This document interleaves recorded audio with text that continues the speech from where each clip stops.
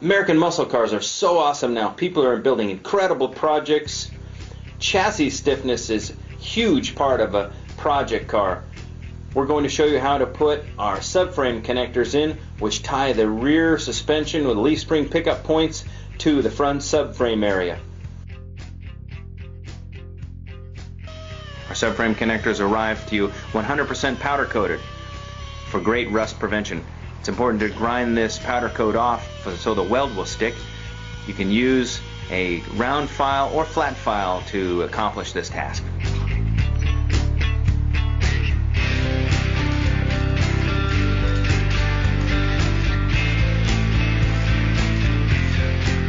After you've ground off the powder coat, you're ready to place your subframe connector to the floor of the car. It might be necessary to remove the fuel lines. Next step is to place the subframe connector onto the rear leaf spring mount area.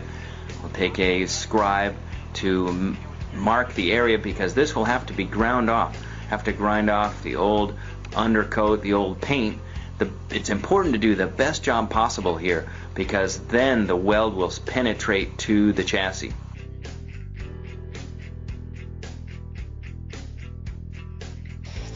Alright, when you're grinding away the old paint, the old undercoat, it's important to use a good aggressive disc to make sure we get down to bare metal and make sure all the rust is out of there as well, because absolutely the best preparation will make sure that the weld has the best penetration.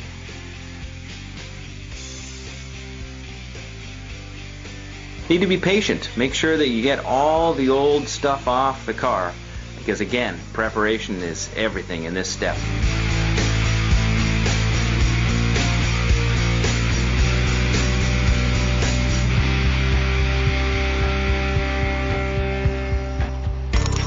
Alright, the next step is to remove the subframe connector mount.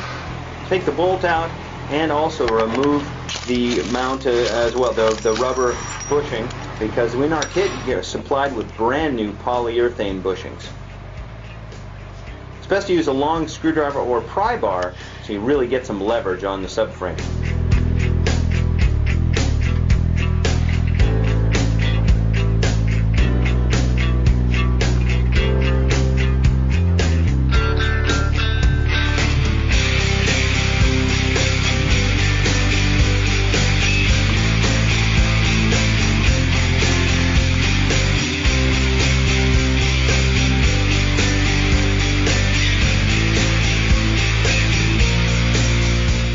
Alright, next it's time to install the new subframe bushing.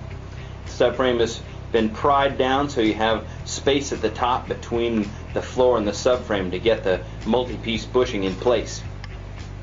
The bushing is in the subframe, but you leave the bolt out because then you're going to place our subframe connector on top of the subframe, putting the bolt with the big washer in, and then we will tighten that up to hold the subframe in place.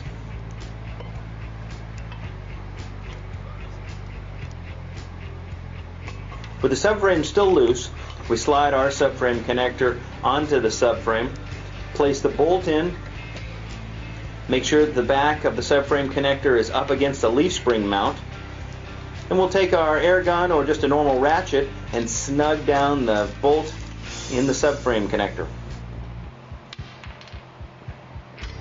Alright, now the fun begins. Let the sparks fly. We use a transmission jack to snug up our subframe connector to the rear leaf spring mount. One thing, make sure when you're doing this project that all four tires are on the ground, that the car is square. What's going to happen is once we weld this in, make sure that the chassis is as square as possible. Again, once it's welded in, that's where it will be. So now it's welding time. But we take precautions just like you should. If ever there's a fuel line, an oil line, or the gas tank nearby, we make sure that the sparks cannot get near that. We improvise as well, using welding gloves to shield our fuel lines. First step is to put a few tack welds on, then look, make sure that the subframe connector is square in the chassis and so on, and also that something is not burning. Then it's time, once you've done your tack welds, to go back, weld up the subframe connector completely. Now that's nice welding. Everything's square, it looks good. Time to take some gloss black spray paint, touch up the areas of grinding and welding. Then time to replace the fuel lines. Make sure everything is there. This is a good time to check the fuel lines to make sure nothing has been crimped or there's not a cut in it and so on. If you have our rear sway bar, fuel line bolts right to the side of the sway bar mount.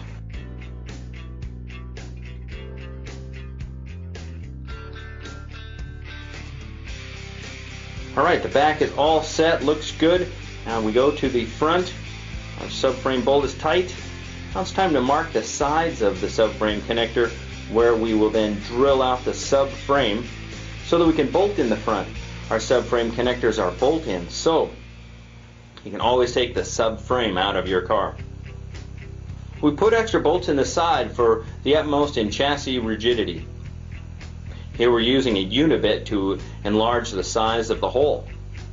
Now, of course, before you drill the second hole, make sure the bolt goes through and everything is square again, and then drill the rest of your holes. Once the small bolts are torqued in the front of your subframe connector, go back and double check that you've torqued the large subframe bolts. Give your car a general once over, and now you're ready to drive. You'll notice a huge difference with our subframe connectors installed.